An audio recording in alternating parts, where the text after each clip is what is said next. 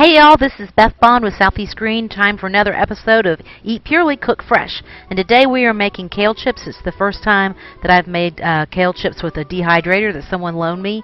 And so I hope that you enjoy this recipe. Very easy. As you saw, we started with a bowl of chopped kale, and we're using green garlic for seasoning and Celtic salt.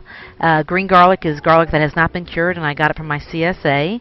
As you can see here, we've put a quarter of a cup of olive oil, the green garlic, and the salt, and we're just laying out the kale to go into that we're going to put on dehydrator. It's got about 10 shelves, and we are going to lay out on every shelf, and then we'll continue from there. Okay, so here is the oil we use to make our kale slash green chips. Of course, it's our friends from Stripaggio, and it is the Manzillo. I watched a lot of videos on the internet before I approached doing my first dehydrated chips. A lot of them call for like a half a cup of oil, and we really only used a quarter of a cup. And we're now going to open the dehydrator to see our first attempt at dehydration. One of the things that I loved about using the dehydrator was that I could do so many at one time. So as you can tell, they're nice and shiny and crispy. I set it at 115 so we could have a living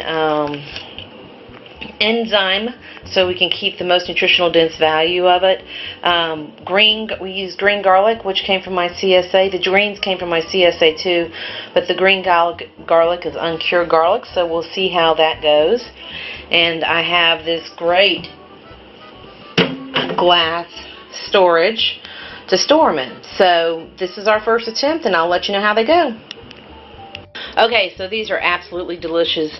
Another tip that I got on the internet, I've really gotten to the point where I like to get instructions on YouTube before I start doing anything, and this was a great tip, was using parchment paper to protect my mesh, and that'll ease the cleanup, and it collects all the little bits of oil. And I really only used a quarter of a cup, and we used 3 heads of greens, so clearly that was enough if there's that much oil left on the paper. But I love that tip as a cleanup, and as you can see, we've got a variety of colors with a variety of chips, and I've just tasted one. They're nice, they're crispy.